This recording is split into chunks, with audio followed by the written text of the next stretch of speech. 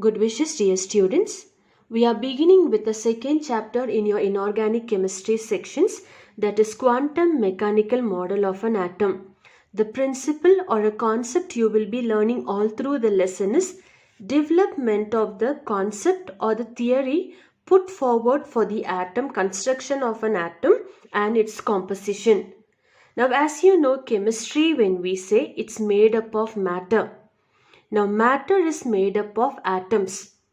So, according to earlier theory, atom was considered as a whole unit. Hence, it was a non-divisible entity. But later on, they found out atoms are divisible entity because earlier it was considered to be a whole unit. Later, they found out atom is made up of further different subatomic particles. Namely, they are made up of electrons, protons and neutrons. Based on that, the first theory was brought forward by J.J. Thomson. Hence, it's known as a Thomson's theory. I'm not going in detail, but in a nutshell, I will give you the ideas put forward by different scientists here.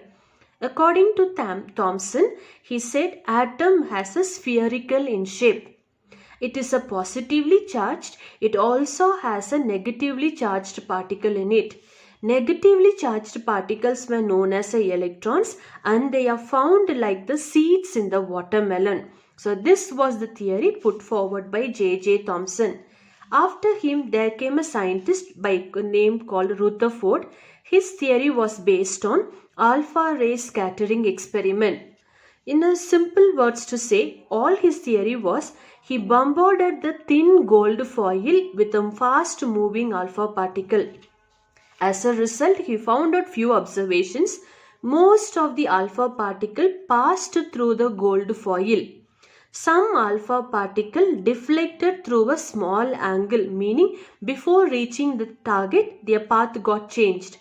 But very few alpha particles were reflected back by 180 degree. So most of them passed through the gold foil. Few paths were deflected, but very few of them totally reflected back. So what was the conclusion of his theory? He said there is a tiny positively charged nucleus. He only talked about a positively charged and negatively charged particle in it. But Rutherford talks about a concept of nucleus. And he said electrons are moving around the nucleus in a high speed. Based on this, an electromagnetic radiation gives the explanation.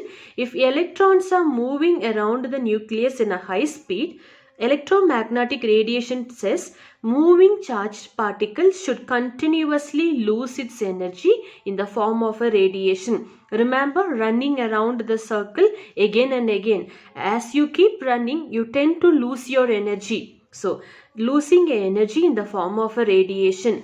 As a result, it should lose energy and collide with the nucleus, like dashing with the nucleus. When it dashes with the nucleus, atoms should collapse.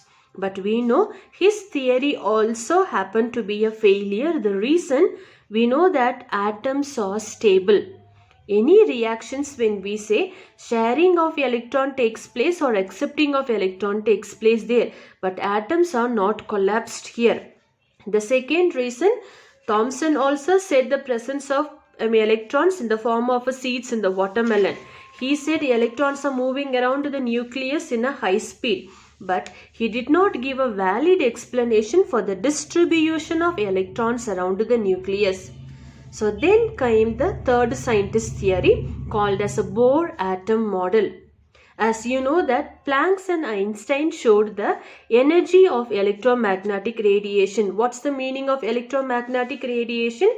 According to it, when the particles are moving around as a continuous moving, they lose their energy in the form of a radiations here. So these two scientists proved the loss of energy can be quantized, meaning it can be measured. So picking up the theory from their saying, Bohr extended Planck's quantum hypothesis to the energies of atoms because atoms has got electrons in it. So hence he proposed a new atomic model for the hydrogen atom. According to that, he gave few assumptions. The first assumption was energies of electron in an atom is quantized. The meaning of quantized, I told you, it can be measured. Energies of electron can be measured. The second assumptions, electrons revolve in a stationary orbit, meaning in the fixed circular pathway. The third assumptions, electrons can revolve around the nucleus only if MVR is equals to NH pi 2 pi. MVR stands for angular momentum. That's a motion of a body in a rotation and a rotating motion of the body. Integral is equals to integral multiple of the wavelength. About this concept, little more detailedly we will see when we do the de Broglie's concept in the next class.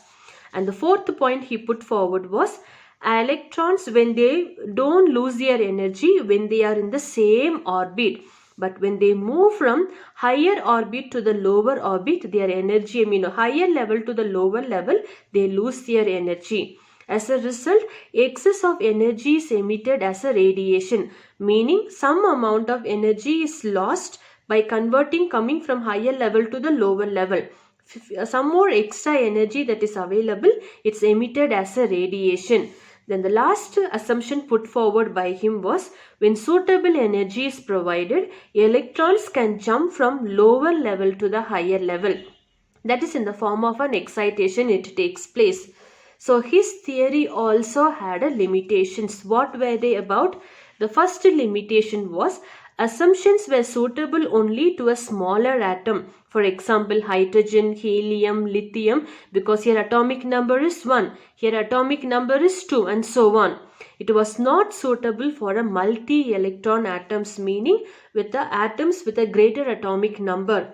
And the third reason for his theory's failure was splitting of spectral lines were not explained. And a very important one, the previous two scientists also talked about the presence of electron in the atom. Here he also talks about the presence of electron and how are they moving about in the stationary path and what happens when they come from higher level to the lower level and they can move from lower level to the higher level. But he did not talk about why electrons are revolving around the nucleus or what makes them to revolve around the nucleus. He did not talk about it. The follow up of these theories we will see it in the next class. Thank you.